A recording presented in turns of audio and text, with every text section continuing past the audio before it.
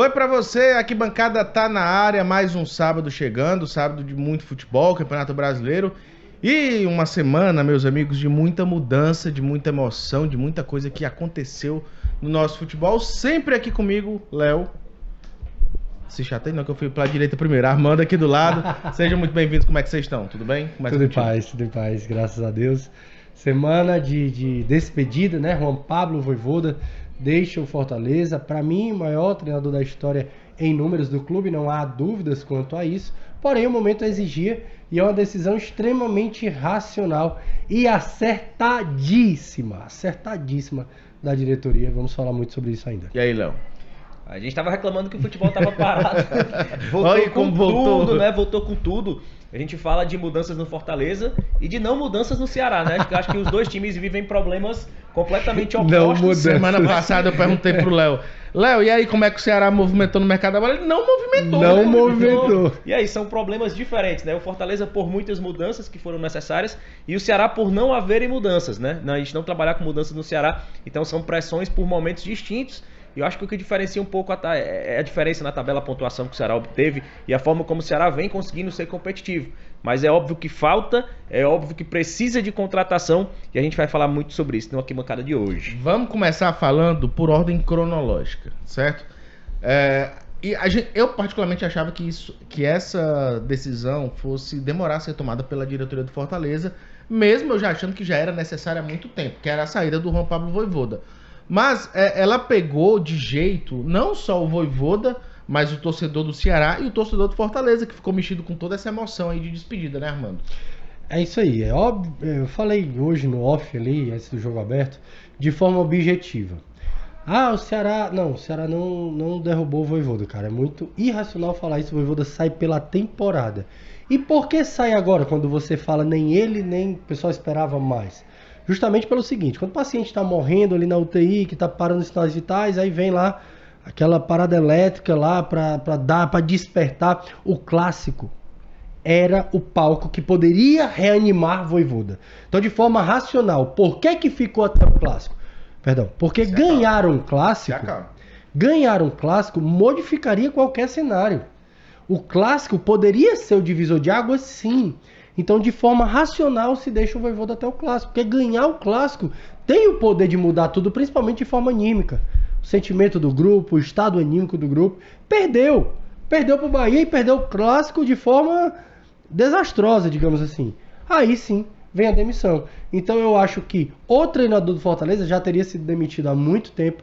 Juan Pablo Vojvoda, que é um ícone, que estava ali na posição de treinador naquele momento, só se sustentou até ali justamente porque era Vojvoda. Então, após o clássico, a saída dele, para mim, é extremamente racional, extremamente objetiva, tinha que sair se o Fortaleza quer não cair. A não ser que dissesse assim, vamos cair com ele. Aí beleza, aí tudo bem.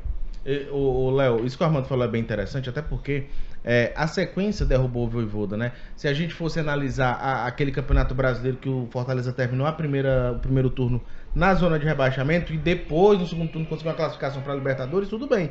Naquele ano o Fortaleza vinha jogando bem e não pontuava. Nesse ano nem jogando bem o Fortaleza estava, né, cara? Exatamente, naquele ano de 2022, e é um paralelo que eu acho que usaram demais, a gente já falava isso, estressaram demais esse paralelo com 2022, que eu acho que é totalmente fora de contexto. A gente via em 2022 um Fortaleza performando, um Fortaleza jogando e perdia jogo no detalhe, e naquela questão que a gente sabe que existe no futebol, vinha na conta na má fase, era uma bola que sobrava, era 1-0 quando jogava melhor, mas esse ano o contexto é totalmente diferente. Dentro do clube já se avaliava que ele não conseguia mais extrair nada do elenco, e a mudança, e ela é muito pragmática no sentido de entender que você não pode tirar 14 peças no meio da temporada. É financeiramente inviável. Essa era a solução. Se possível, vamos manter? Vamos. Tira 15 pessoas pro outro. Okay. Mas você não consegue fazer isso sobre dois pontos de vista. Nem sobre o ponto de vista financeiro, porque é inviável você fazer tantas rescisões e é inviável você fazer tantas chegadas ao mesmo tempo. Então, assim, a saída do Vojvoda era a mais pragmática, triste, mas já era uma decisão do departamento de entender que ele não extraía mais nada daquele elenco. Como eu acredito, como o Armando falou, o Clássico Rei era uma possibilidade de mudar as coisas, de tentar unir através de um novo fato e trazer isso para o Fortaleza. Mas viu que não foi possível, viu que o time performou da mesma forma e a saída era só uma consequência. Um dos maiores torcedores do Fortaleza passando aí, ó, subindo. Mas é isso, assim, a gente falava muito dessa questão dessa sequência negativa e o Vojvoda, obviamente, não performando. A demissão foi uma consequência. E antes de pular para o próximo capítulo, eu acho que é interessante a gente falar do marco que foi o Vojvoda para a história do Fortaleza. Foi o cara que fez o Tricolor chegar na Libertadores, foi o cara que fez o Tricolor chegar numa semifinal de Sul-Americana. Tanto é que a emoção que ele não conseguiu conter, o torcedor também não conseguiu conter na despedida dele, né, cara? Exatamente. Eu acho que nesse momento, em 2025, quando a gente vai falar de Juan Pablo Vojvoda, a gente tem que falar de duas coisas. Do maior treinador da história, em números, em participação com Fortaleza, em vitória, onde levou o clube, e o 2025 de Vojvoda. O 2005 de Vojvoda, pra mim, ele sempre foi o principal responsável pelas coisas não darem certo. Então é muito difícil você tratar com essa antagonia, né, cara? Precisamos responsabilizar porque o futebol exige isso, é o hoje, e ao mesmo tempo, calma que a gente tá falando do cara, da gratidão, o cara que nos levou, do cara que transformou o patamar do Fortaleza. Então, isso que causou essa confusão toda.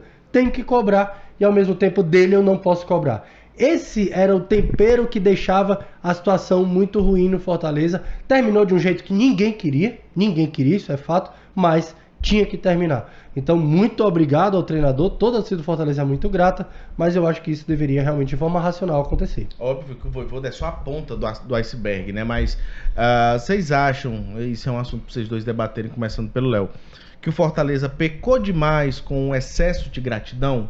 Excesso de gratidão que eu digo não só com o Vojvoda, mas com atletas que já passaram, com dirigentes que estavam ali e já não estavam rendendo. Vocês acham isso? Você pensa assim, Léo? Sem dúvida, assim, um excesso de gratidão. E eu acho que, para mim, alguns fatores foram preponderantes na fase do Fortaleza. Esse excesso de gratidão e o excesso... Léo, te cortando, eu acho que o escudo da gratidão era ele. Eu tenho essa visão.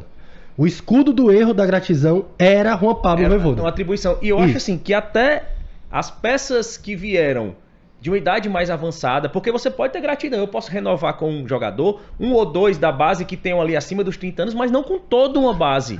Com toda uma base. Porque isso, a gente até citava o exemplo, o Real Madrid faz muito isso melhor que o Barcelona. Sim. O Real Madrid, ele abraça, ó, você foi muito importante, adeus Modric. Adeus Zidane. Não existe isso. Cristiano Ronaldo, não existe isso.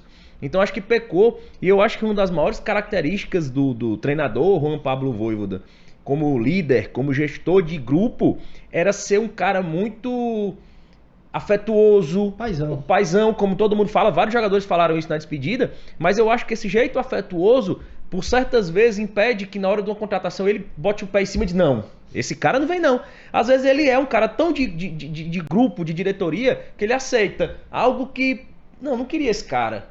Esse cara não faz meu perfil, mas ele acaba aceitando. Eu acho que essa falta de mais firmeza dele em se colocar em alguns momentos também trouxe esse problema para ele até esse ponto. O que você acha, Armando, disso? É muito complicado por conta disso. Eu vejo, diferente da torcida, diferente de várias páginas aí, o coloco como peça principal no...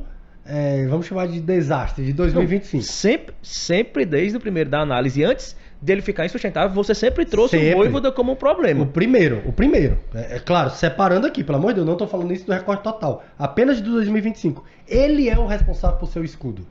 Algumas coisas que a gente vai de bastidores, que a gente conversa, tudo, um vídeo da diretoria, do Marcel Pinheiro, que esteve aqui com a gente semana passada, retrasada, ele fala no vídeo, tudo que eu pedi foi dado para mim. Isso é muito bom, mas isso também traz para ele uma responsabilidade gigantesca. O que é que ele quer dizer com isso? Que eu vou soltar só um aqui de bastidor, tá? Que eu nem posso. Vai nessa. Diogo Barbosa. Tão criticado, torcedor que cria um clima hostil dentro do estádio. E era o sonho de consumo do treinador. Ninguém sabe disso, mas era. Então foi uma peça dada a ele, que todo mundo xinga a diretoria, presidente, a casa do caramba, foi dada a ele. Então quando ele diz tudo que eu pedi me foi dado, como o Léo disse, ele traz para ele uma gigantesca responsabilidade, ou seja, inclusive o que não deu certo. É isso. E aí a diretoria teve que se movimentar e muito rápido fechou com Renato Paiva para o restante da temporada, contrato até o fim do ano que vem. Queria saber de vocês a opinião, se foi de fato o cara certo para substituir o Vojvoda. Obviamente que ele vai, qualquer um que viesse a carregar o peso que o Vojvoda tem por ser quem é, mas Renato Paiva é o cara mesmo para seguir aí, Armando, Léo, o que é que vocês pensam? Eu particularmente, e dentro desse contexto a gente precisa analisar a dificuldade do mercado, eu não gosto do treinador Renato Paiva, e eu acho ele um treinador no momento, não falando do campo do treinador Renato Paiva, mas o extracampo do Renato Paiva, a gestão dele de vestiário, o dia a dia dele na relação com diretores, com torcida, com mídia, é muito complicada sempre por onde ele passou, né? Ele, na coletiva de hoje, deu indireta pro John Textor, depois que foi demitido, deu indireta em rede social pro John Textor. Ele é um cara que rebate jornalista, e a gente, assim, esse ambiente de imprensa hostil não existe no Fortaleza há muito tempo. A gente sabe, e a gente não precisa ficar aqui com meias palavras, até porque não é nosso perfil, que o Fortaleza tem uma gestão muito bem feita da sua imprensa. É o clube da ligação, olha, vem aqui, isso aqui. Então a gente sabe que o Renato Paiva é um pouco diferente. Eu vi um vídeo muito explicativo, até nas redes sociais do Armando, da opinião dele sobre o Renato Paiva. Acho que foi muito bem pontuado. Eu acho que também não é para essa histeria toda contra, mas é um treinador que eu não gosto. O trabalho no Bahia dele era ruim, independente do momento da SAF. Eu acho que o trabalho dele no Botafogo também era ruim, mesmo contextualizando com a questão de mudança, de peças, de uma temporada vitoriosa, mas eu acho que ele chega em um novo momento no Fortaleza. É um momento de crise, mas não no momento de reestruturação de peças de elenco, que pode ser que dê certo por causa disso. E é isso, Armando, você pensa que o Renato vai conseguir, de fato, ao longo dessa temporada, reverter esse desafio? Óbvio que é cedo para falar, né? Mas o que é que você pensa, cara? É muito difícil cravar isso agora. O que eu acho é que no recorte do momento, ponto número 1, alguns tópicos para fechar o raciocínio. Tópico número 1, ele não substitui Juan Pablo Vojvoda. Isso já foi amplamente dito, inclusive por ele na primeira partida, por diretores, pelo presidente. Ele não vem substituir o maior ícone do clube, não. Ele vem assumir um time que é o penúltimo colocado, está na zona de rebaixamento, precisa tirar o time disso, é isso. Segundo ponto, o momento. Armando, era ele que você queria? Não. Mas dentro do que tinha, eu digo assim, a gente escapou de um Carpini. Porque se não tem Renato Paiva, não tinha para onde correr. Era o Carpini, ou então era o Marcelo Vilar, com todo respeito. E uma questão de timing, é o que eu tô falando aí, isso é uma questão de timing. O futebol é tão cruel que por 2 dias muito o Fortaleza trouxe o Ramon Dias. Muito pouco. Que era o nome... Não, aí era pra fazer festa. Perfeito. Era pra fazer festa. Só que o momento não permite tu escolher o treinador do Palmeiras, o treinador do Flamengo, não permite. O Rogério Ceni, que é um desejo do país, e todo mundo sabe, não permite, tá muito bem no Bahia. Então, considerando o momento, e foi isso que eu falei na minha análise, sim, acho que foi uma boa movimentação, sim. Um cara que conhece o futebol brasileiro, um cara que tem um trabalho recente muito bom. E como eu expliquei no Bahia, um momento de filosofia do Bahia muito estranho. Então, torcer para que tudo venha a dar certo, que Fortaleza saia dessa situação. E por falar em Bahia, já é o adversário desse fim de semana, de hoje. Claro, lembrando que esse jogo tem transmissão da Caravana Esportiva, né? A narração do Robson Nogueira. E aí a gente vai trazer essas emoções. O que esperar desse jogo contra o Bahia de Rogério Ceni? Já dá pra cravar que o Renato estreia? Eu acho que não, né? Cara, eu tava falando isso hoje também Falei ontem no Jogo Aberto, perdão. É a questão de... ele pode, Léo, se sair, não bota ele no bid. Se ele quiser de forma muito protocolar. Não deu tempo de entrar no bid, se isso for um desejo dele, que eu não acho que vai ser. Sim. Olha, não deu tempo de entrar no bid, ele vai assistir de camarote e fica pra próxima. Eu não acho que ele vai fazer isso. Pela postura, pelo temperamento, pelo perfil. Ele quer mesmo ir e apontar o dedo e dar indireta pro Bahia e dizer ganhei. Então, pelo perfil, eu acho que ele vai. Eu espero um Fortaleza, o Léo já comentou isso aqui muito bem, todo time que está em crise, ele começa ajeitando o seu cinturão defensivo. Então eu espero um Fortaleza que marque muito, que se proteja muito bem. Corrigindo isso aí, claro, sair para buscar o seu gol, mas eu espero um Fortaleza que venda muito caro esses 3 pontos ao Bahia. O que é que você espera desse jogo de hoje? Eu acho que é um jogo... eu vi uma análise muito errada de algumas pessoas falando que talvez pegasse um Bahia reserva. Nada apontava para isso. E a semana falavam, o Bahia vai ter Sul-Americana, depois vai ter Brasileiro, depois a Sul-Americana de novo, vai poupar. Em nenhum momento a Sul-Americana foi prioridade para o Bahia. É lógico que o Bahia poupar na Sul-Americana, como fez no meio da semana, para enfrentar o Fortaleza. A prioridade do Bahia é o Campeonato Brasileiro. Então o Bahia vem forte, porém cansado, mas vem forte. E como o Armando bem apontou, nada indica que o Paiva não vá para a beira do campo hoje, porque é um cara primeiro, é um cara que quando sai, guardou aquela mágoa do Bahia, guardou essa mágoa do Botafogo. Então ele vai querer ir pro campo contra o Bahia. Contra o Botafogo. Ele é um cara que gosta muito de trazer para si a responsabilidade, pelo bom e pelo ruim. Então é um contexto muito favorável para ele. Se chegou e deu errado... Cheguei agora. Se deu certo, ele já chegou e já mudou o cenário e se provou diante do Bahia. Então é um cenário que só tem ganha-ganha para ele. Não tem derrota para ele aí. É isso, vamos esperar o que vai ser esse jogo de logo mais. Lembrando que tem transmissão da Caravana Esportiva, vai aqui no YouTube da Band, bota o sininho lá para ver a transmissão de Fortaleza e Bahia. Claro que a gente vai trazer todas as emoções para você. Vamos pro intervalo, daqui a pouquinho a gente volta falando do Ceará, que joga amanhã, 11 horas da manhã, contra o Internacional. Um jogo muito importante também pro Ceará tentar aí se reestruturar depois da derrota pro Corinthians. A gente volta já.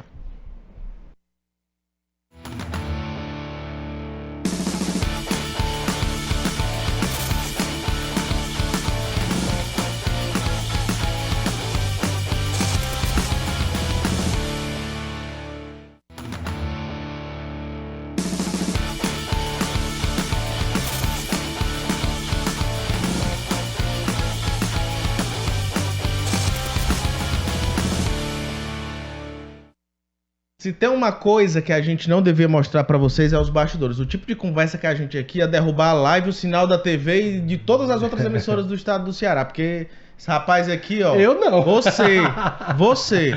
Tá vendo, né? Eu tô mentindo? Esse aqui, o Renato lá em cima, vocês não tem noção, não. Meus amigos, vamos começar a falar do Vozão, o alvinegro de Porangabuçu, que segundo o Léo não se movimentou nada. Tô frescando. Mas assim, vem de uma derrota... Eu falei mesmo. É verdade, não é mentira. Hoje não. Eu repeti. Vem de uma derrota pro Corinthians e enfrenta amanhã o Internacional fora de casa. E a gente viu algumas falhas, Léo, naquele jogo contra o Corinthians, principalmente relacionadas à atenção. O time do Ceará estava muito desatento. Tanto é que tomou o gol do Thales Magno ali numa falta de atenção dentro da pequena área, né, cara? E assim, em jogos como o da semana passada contra o Corinthians, eu falava muito isso. Eu postei no Twitter e falei, foi uma derrota inútil. E parece uma redundância. Mas a derrota é inútil quando ela não traz nada de novo. Ela não aponta um problema novo, assim. São todos os problemas que já existem no Ceará, todas as necessidades que já existem no Ceará e a gente sabe, todas as carências que existem no Ceará e a gente sabe, e a derrota só foi o dano regular da derrota numa temporada. Ela trouxe mais pressão e ela trouxe uma preocupação que cada vez mais ela ganha força dentro da torcida. Essa pressão, é claro que ela de alguma forma ela entra dentro do departamento, mas eu acho que é um departamento muito fechado, no sentido de estar com a mente focada e ser muito menos aberto a essas pressões externas. Mas eu acho que o Ceará precisa se movimentar no mercado e a cada partida que a gente tem, por mais que o time se mostre competitivo, ele se mostra que pode ir além com 2 ou 3 ou 4 peças interessantes que cheguem aí nessa janela. E Armando, esse jogo contra o Inter pode ser extremamente importante, né? Porque vai ser uma vitória para dar moral, porque é fora de casa, obviamente, é contra o grande adversário, e logo depois de uma derrota como foi a do Corinthians, né, cara? Eu fazendo um copo meio cheio, meio vazio aqui, eu sempre vejo diferente do Léo. Claro, não torço Ceará. Tá vendo, né? Não torço, eu tô falando pelo lado de querer muito bem, de ter a fome. Eu não, eu tô de fora, então eu tento analisar. E eu sempre acho o Ceará muito competitivo, que vende a vitória muito cara, que pressiona, que faz um jogo de igual para igual. Eu costumo fazer essa leitura. Mas eu entendo completamente. Por quê? Porque você vê hoje o Ceará na primeira parte da tabela e o torcedor pensa, puxa, olha os vacilos, olha as besteiras que eu não tô 3, 4, sei lá, 5 posições à frente. E tudo isso eu acho que passa por contratação. E essa brincadeira dele aqui, a movimentação da janela do Ceará é 0, de fato preocupa. Por quê? Porque não pode ser 0. Não importa se você é o líder ou lanterna. 0 não pode ser. Também entendo, fazendo de novo o copo meio cheio, meio vazio, por conta do mercado horrível, dos preços, dos valores, dos absurdos que pedem. Como eu falei, do goleiro, Fortaleza trouxe o goleiro, o Vinícius, todo mundo... Cara, era pra sábado, tinha que ser o que dava. Renato Paiva, a gente falou a mesma coisa. E eu acho que a diretoria do Ceará, eu não tô dentro dos caras, eu não tô participando de reunião. Se a palavra for prudência aliada à ação, eu defendo a demora. Mas precisa da ação. Isso nos próximos dias é o tempo que vai dizer pra gente se era inércia ou se era prudência. E o que falar desse adversário, desse Inter, Léo, de um time que é muito forte nos seus domínios, e num jogo no horário bem atípico, né? Que é 11 da manhã, você não dá tempo nem você tomar café, nem almoçar direito, né, cara? Pros jogadores, eu imagino que deve ser uma tortura. Toda uma preparação, né? A Camila Mazeto, lá no nutricionista do Ceará, competentíssima, uma preparação totalmente diferente, né? O jogador ele faz um lanche ali, ele não almoça, ele faz uma preparação completamente diferente. Mas é engraçado, né, gente? Os times nordestinos, eles costumam jogar no sul à noite ou de manhã em horários frios, e nenhum time do sul e sudeste do país joga aqui às 4 da tarde. Nenhum. Assim, né? É o equivalente que deveria acontecer. Mas o Inter é um time que chamou muita atenção no começo do ano, jogava muito bem sob o comando do Roger Machado, mas assim como todo bom trabalho do Roger Machado, ele tem o mesmo perfil. Ele canta e de uma hora para outra ele começa numa descendente que não se recupera mais, ele perde força e é demitido. E esse Inter é muito parecido. Apesar de ter avançado na Libertadores, no grupo onde tinha inclusive o Bahia, né, que o adversário do Fortaleza caiu. É um time que vem em queda de rendimento, tá lá embaixo na tabela, inclusive abaixo do Ceará, e é um time que não vem desempenhando bom futebol. O Ceará, fora de casa, exibe um perfil muito abaixo do que costuma apresentar dentro de casa, sim, mas eu acho que é um jogo pontuável. O Inter hoje é um bicho-papão muito menor, muito menos assustador do que era quando se projetou a tabela no início do campeonato. Então o Ceará precisa ganhar, precisa ser competitivo mais uma vez, e assim como perdeu por pouco em casa, pode buscar aquele gol e aquela vitória da efetividade fora de casa. Sem o Mugni é mais difícil? É mais difícil. Mas é um Mugni que não vinha bem nas últimas partidas. Armando, como é que você analisa a tabela pro Ceará? Uma derrota como essa, né, que apesar de não ter colocado o Ceará na zona, mas aproximou de uma forma ou de outra uma pontuaçãozinha com a galera lá de baixo pontuando. Ceará tá numa posição ali que precisa ter atenção redobrada, porque qualquer deslize desce pra zona, né, cara?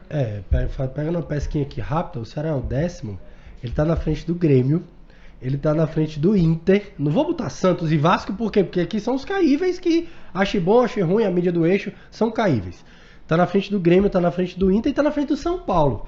Então, assim, é uma tabela que ele tá engolindo 3 de rivais que não são nem os rivais deles, porque teoricamente são elencos caríssimos, são trabalhos que têm solidez, que disputam os melhores campeonatos. Então por isso que eu sempre faço o copo meio cheio, meio vazio, dizendo que o Ceará também. Nessa partida, cara, é uma partida do Ceará, tem que encarar como uma decisão, porque é mais uma vez a oportunidade de quebrar a escrita do fora de casa. O time vai muito bem. Do jeito que nós temos um Ceará muito competitivo, que a gente diz em 2025 ele peita qualquer um, ele vai muito mal fora de casa. Então é mais uma oportunidade de pegar uma boa equipe, uma equipe que ele tem condições de disputar, não é nenhum Cruzeiro, não é nenhum Palmeiras que a gente bote a derrota no bolso, no script, não. Ele pode ganhar o jogo, ele pode fazer uma graça. Então eu acho que deve ser encarada como uma decisão. E Léo, a gente tem que analisar também como o Ceará vem a campo, né? Porque tem alguns jogadores ali que estavam suspensos e tal, e aí teve uma galera que tomou cartão amarelo no jogo passado. Como é que você, se fosse o Léo Condé, montaria esse time para enfrentar o Inter amanhã, cara? O Condé, ele é um treinador muito pragmático, né? Por mais que você discorde na sua cabeça. Eu quero eu entraria diferente do Condé sempre. Mas assim, obviamente amanhã ele vem sem o Mugni, suspenso pelo 3º cartão amarelo. Ele volta o Pedro Raul, volta o Pedro Henrique, que estavam suspensos. Bota ali o Lourenço, que nessa parada foi a única inovação tática que ele trouxe, que é o Lourenço jogando ali na posição do Mugni, que eu acho que vem bem. Assim, eu acho que ele vem mantendo o nível que o time vem em termos de pragmatismo, um nível bem equilibrado. Venho gostando do Lourenço quando entra. Ele deve ir de Lourenço, mas eu buscaria uma mudança mais ousada. Eu traria mais força pro time ali com o Matheus Araújo. Mas eu duvido que o Condé faça isso. E você, faria o quê? Como ele disse, esse pragmatismo, mas que vem, a gente não pode dizer que vem dando errado. Isso não deixa de fazer durante o jogo, como ele fez, né? Eu não gosto do Lourenço jogando na frente, mais próximo da área, não gosto. Gosto dele jogando como primeiro volante lá atrás, acho que ele organiza muito, propõe muito, acelera muito, tem um passe muito qualificado. Mas, inclusive, antes do Léo, me ajuda, antes do Condé, o Mancini, ele botava o Lourenço ali e o Lourenço caiu muito de produção. E eu concordo 100%, eu gosto muito do Lourenço ali, mas o que eu senti, e ele vinha jogando até a parada lá, é que fisicamente a Série A pesou pra ele jogar ali. Ele é muito engolido pelos meio-campo. Por um motivo ou por outro, ele não consegue entregar. Então, assim, por uma força mesmo de peças, e aí ninguém tá querendo que ele faça mágica, que ele não tem o Neymar no banco, beleza. Mas por uma questão de peças, pô, Matheus, dá um volumezinho, tenta surpreender. Força, é um cara que pisa na área. Pisa na área, vai pro drible, vai arriscar, tenta surpreender. Tô com o Léo nessa. Nessa reta final de programa, falta 2 minutinhos pra gente encerrar. Eu queria que vocês falassem de expectativa e placar para esses 2 próximos jogos, ou de hoje, Fortaleza e Bahia, e o de amanhã, Inter e Ceará. Começa com quem? Cara, hoje, Fortaleza e Bahia... E justifique sua resposta, por favor. Com o VAR errando, com a bola batendo na orelha do goleiro, com a areia botando a bola pra dentro, de qualquer jeito, pelo amor de Deus, tirar esse empate, essa sequência de derrota, de qualquer jeito, não precisa jogar bem, não precisa de mérito, não precisa de nada. 0,1 a 0 pro Fortaleza estaria excelente. E aí, Léo? Eu acho que vai ser um jogo bem amarrado.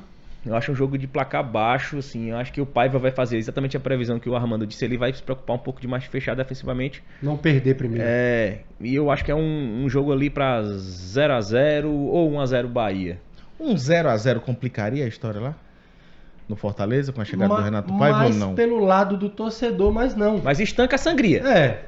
Acaba que quem tá perdendo há 6 jogos seguidos, o passo do meio é empatar. É deixar de sangrar. E o cara chegando agora, ele diz, a culpa não é minha. Cheguei agora, então tô com um ponto na conta. Enfim. De Ceará Inter, o Léo, e por quê? Ceará Inter, 1-0 Inter também. Você acredita na derrota do Ceará? Por quê? Eu acho que vai ser complicado. Eu acho que vai ser um jogo, mas vai ser um jogo também muito amarrado. Sim. Eu acho que é um Inter também que não é muito criativo. O Inter tem um perfil ofensivo também de abafa. Ele não é aquele time de ofensividade. Esse Inter de agora não. O Inter de antes era.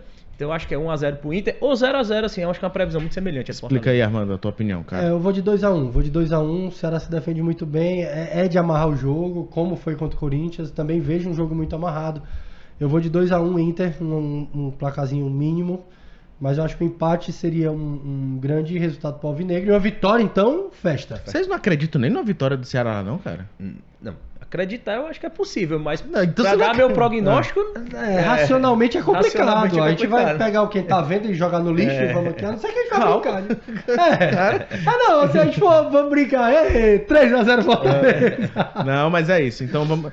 Eu espero de fato que o prognóstico desses dois esteja errado para Ceará. Eu também. E eu espero de fato uma vitória também do Fortaleza que mude o cenário lá, né? Eu acho que vai ser importante essa vitória pro Renato Paiva começar com o pé direito, começar a ganhar confiança da torcida, estado anímico e tudo mais, para que o Fortaleza volte a vencer e saia dessa zona do rebaixamento que tanto complica a situação por lá.